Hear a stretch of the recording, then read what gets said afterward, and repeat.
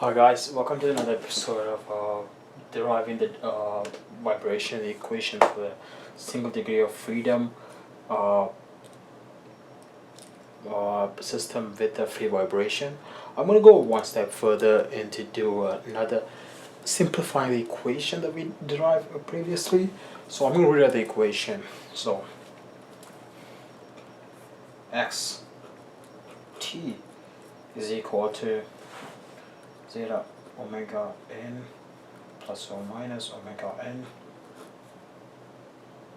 At this point, I'm going to write as 1 minus zeta square. So, sorry, x 1 or 2. 1 or 2. And x t is equal to, I'm going to stick with the last third option, the complex conjugate. So, it's going to be like e to the power of minus omega n t inside the bracket c1. Before I do this, I'm going to do a simple thing. I'm going to say z is equal to omega n 1 minus zeta squared. So I'm just replacing this entire term by z, so it's make my life easy. So let's say z t plus c2 sine z t. So all I did is I just replaced the term. So again, z is equal to omega n 1 minus zeta squared. So let's forget about, for now, let's forget about this term. Let's just say this doesn't exist. Don't care about that. I'm just going to focus on this one. So I'm going to write it as let's say a value, let's say z.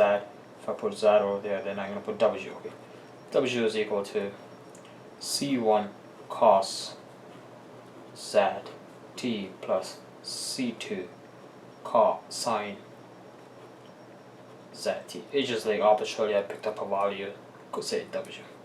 So we know that when the mass is vibrating or is like in oscillation, it's going to have an amplitude. So when I say amplitude, so it's going to have a maximum and minimum value. So if it's on the floor, let's say there's like a 0 point, and if the mass is right here at the beginning, and this is the spring, and when it's oscillate, it's going to reach up to this point.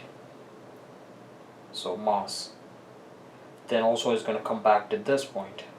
It's going to go back and forth, back and forth, back and forth. So let's just do like x max and x minimum. So that's what's happening in here. So and also in here is going to be x max and x minimum. So let's do the this oscillation. So we know there's amplitude, but when I say amplitude, it's like what is the maximum value that I've reached in here.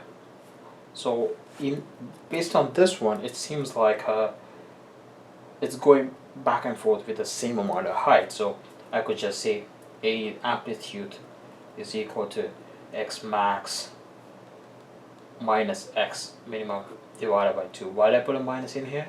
Because it's a negative value. So imagine it says like x max is equal to 5, x minimum is equal to negative 5. So 5 minus 5 divided by 2, which will give you 5. If I put a positive value in here, that will become as, I'm not gonna write it down here, but it's gonna be amplitude will be equal to 5 plus minus 5 divided by 2, which will become 0. It doesn't make any sense because it has a amplitude. So you need to have a negative value in here. So the negative value to cancel it out. So let's do it. Now, putting this all this side, I'm going to say I want to pick up a triangle. So I'm going to draw a triangle in here. So x and y coordinate, and I want to draw a triangle. So There you go. That's my triangle. I want to say this triangle is made up by two values. So one is x and one is y. So we have x distance and y distance. So I'm going to say this x distance is c2 and the y distance is c1. And its total distance, this hypothesis is a, the amplitude. And it's going to have a degree of, let's say for instance, it's equal to 5. So I'm going to rewrite it again. No, I'm going to go to the next page. So let's solve it in the page.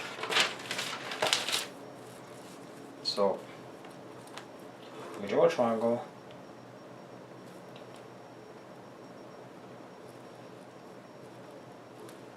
So this x distance is c2, y distance is c1, y x is phi, and so let's say sine phi is equal to opposite. So this is equal to c1 over a, and cos phi is equal to c2 over a. So let's just write everything in terms of c1 and c2. So c1 is equal to a sine phi, comma, c2 is equal to a cos phi. So let's go back and remember this equation. W, dummy variable I just created, W is equal to c1 cos zt plus c2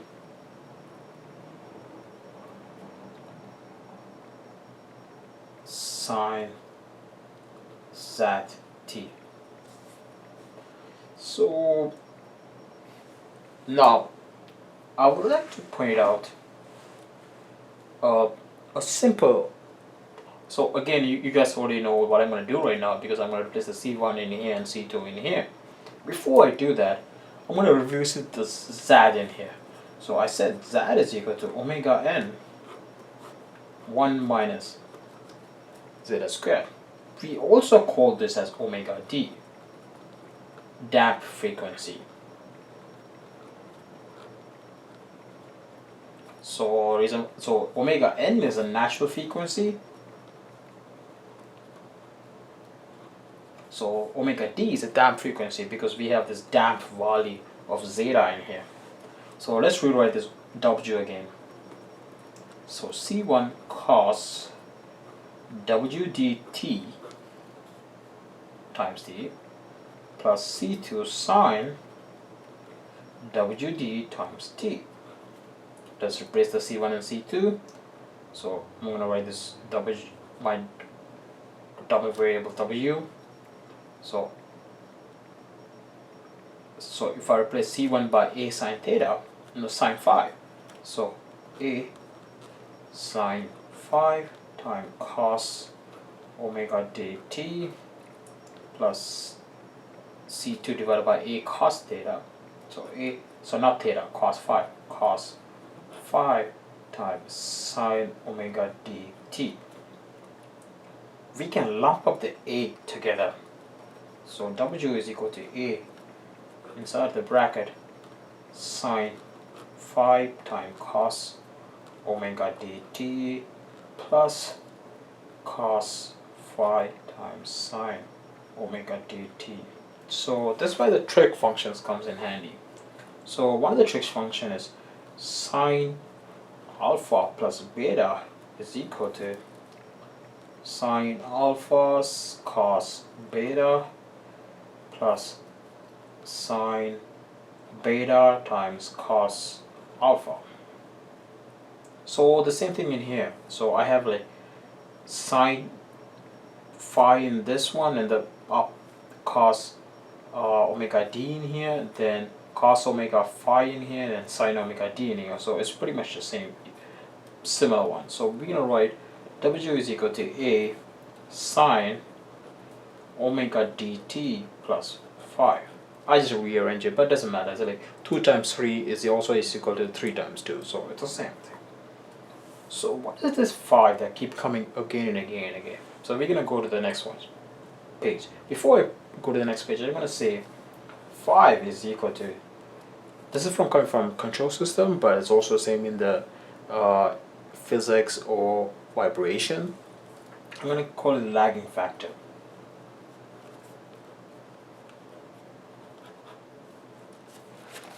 So I said W is equal to A sine omega dt plus 5. So let's rewrite the entire equation. So xt is equal to e to the power of minus omega nt times A sine omega dt plus 5. So I can take out the A to the front. So A is equal to E minus omega, sorry, I'm missing a zeta in here, T sine omega dt plus 5. So this is the equation that many of the students see in the physics when they do it. Now, we still don't know the initial condition, how to get the constants and everything like that. And also I'd like to point out, remember I said let's draw a triangle and A is this one and C1 and C2 is this distance. So you can pretty much say that A squared is equal to C1 squared plus C2 squared because of the Pythagorean theorem. So if you know the two constants, we can simply calculate the A and boom, the entire calculation is done. But we're going to go a little bit deeper in here. So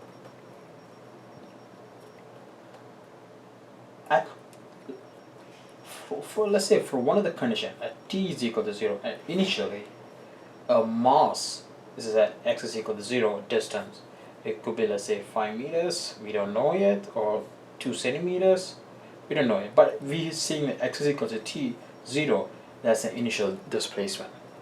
So let's write this out. So everywhere when I see x, I'm going to replace with xo, a value. Everywhere when I say c, I'm going to replace with 0. So from this original equation, so xo, because I have x in here, at t is equal to 0, I have xo, a times e to the power of minus zeta omega n times 0. Then sine, running out of space in here, so omega d times t, so I have 0 time phi theta. So e to the power of 0 is equal to 1. So xo is equal to a times sine phi. We don't know a and we don't know phi yet. Do we know a and phi? Let me check my notes. No, we don't know both of them yet. But we're gonna keep going. So we can say a is equal to xo divided by sine phi. Simple, eh? We're just gonna rearrange the equation. Amplitude is equal to initial displacement divided by sine the phi. Now, I'm gonna rewrite the big equation before I shrink it down to like the smaller one, because I want to find out what is the x dot, or the x dot as in the first derivative of x. So let's write x is equal to a times e to the power minus zeta omega n t c1, no, not c1, sine 5 cos omega dt plus cos 5 times sine omega dt. So let me write this in the big terms. So x is equal to a e to the power minus omega n t sine 5 cos omega dt plus cos 5 times sine omega dt. So let's derive this equation, because I'm looking for, this is the displacement, I'm looking at the velocity, because you do derive it again. So let's derive it. So a stays as this, so dx over dt. So this goes away because it's a constant, but I'm going to still keep it as in here.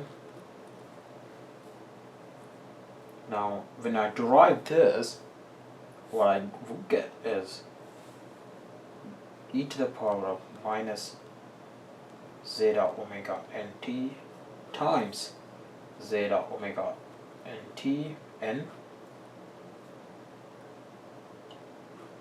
I'll explain this in a bit, but I'm just going to write it down first. So if sine phi doesn't change because of the sine, no, phi because it's not the time, but it does change because I have a cos omega dt. So it's going to be sine 5 times, so derivative of the cos is negative sine, so sine omega dt times omega d, because it's inside, because everything is inside the term, plus cos 5 times, derivative of sine is cos, so cos omega d t times omega d. So again, I'm going to come back to this. So what is this, what did I write in here? So it's like saying derivative of e to the power of 2x is equal to 2 e to the power of 2x. So this top remains the same, but it should only bring up the 2. So that's the derivative of e. So that's what's exactly happening here. So x is equal to minus, I'm just putting this in here, a omega n,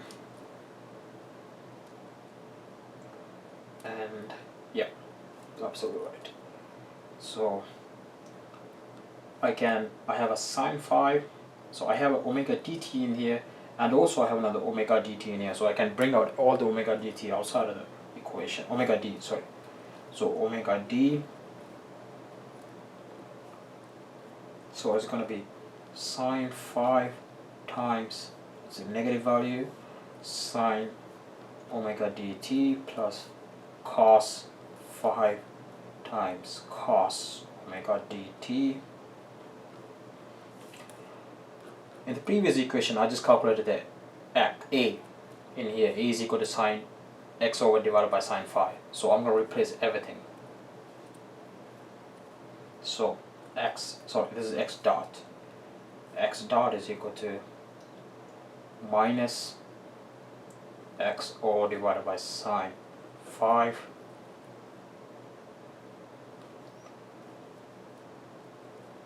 omega n times omega d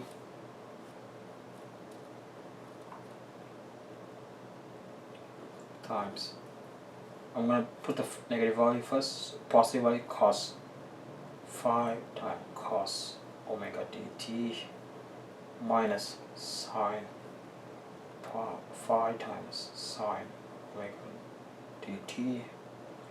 So in the denominator I have sine 5, so I can cancel out all the sine 5 and the sine 5, and cos 5 divided by sine 5 is cot 5. So let me go to the next, I can, let's go to the next page. So x dot is equal to x o divided by sine 5. There should be a negative in here, yeah. So omega n omega d cos 5 cos omega dt minus sine 5 times sine omega dt. So this sine 5 is going to cancel out this sine 5, and also cos 5 divided by sine 5 is equal to cot 5. So x dot is equal to minus x or zeta omega n omega d. So this and this goes in a cot 5 times cos omega dt minus sine, because this sine phi and this phi cancel out, sine omega dt. Now at t is equal to 0,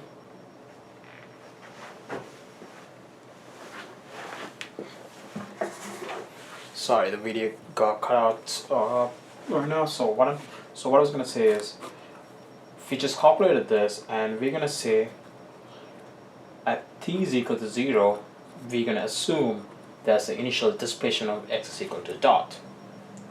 So same thing again. We're gonna replace wherever we see x, we put x dot or velocity v, and wherever we see t, we're gonna put 0. So it's gonna be the first one, x dot. So it's gonna be x dot O at the initial. Then we do have an initial displacement, x is equal to 0. Then omega n comes by, omega d comes by. Now cos omega d times t, so it's going to be 0. Cos 0 is equal to 1, so this is going to stay the same. So cot phi minus sine omega dt, sine 0 is equal to 0, so it's going to be 0. So we can totally ignore this term. So x dot O is equal to minus x dot omega n omega d times cot phi. So what can we do about this? Oh, so I almost lost track of it. No, I have made some mistakes and errors.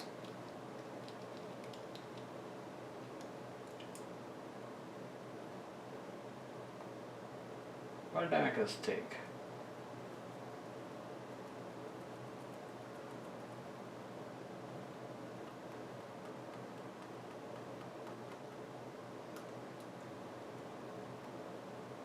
Oh, I should have gone another way. Oh, damn it.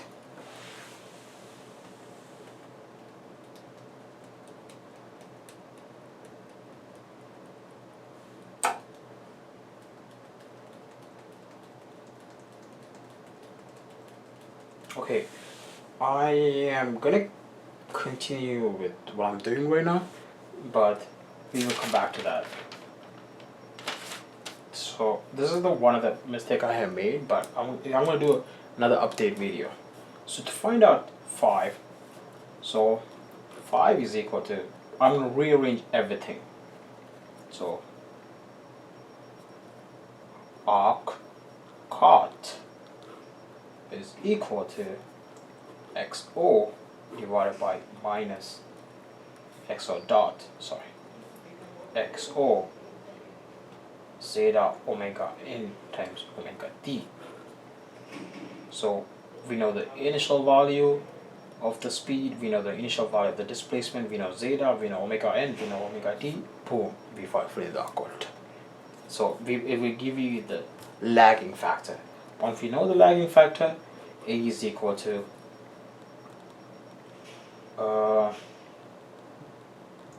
xo divided by sine 5. And when we know sine A, we can calculate. We don't really have to do it because we have pretty much everything we need. So this is the Eulerian format. So x is equal to A e to the power minus zeta omega nt times sine omega dt plus 5. This will also give you your desired results for any kind of motion, so xt of the free vibration. So this is also one of the equation, and next times when I see you guys, I'm gonna rederive this equation because I made a small tiny mistake. I could just show it to you right now. It's simple. So what the mistake that I made is I should have run with this original equation, so in which it should be like, so let's just say if I derive this equation, x dot t is equal to, again, so minus eta omega n times a times e to the power of minus omega n t times, so first I have to take this as a one for one thing and have to derive for sine, so derivative of sine is cos, so cos omega d t plus phi. Then if I derive for cos in here, then it's going to be omega d, oh, it's giving the same value, eh? Yeah, it should be the same one, but that's a mistake. I know that's a mistake, so I'll do it next week. Thank you so much for watching, and I'll see you guys next week.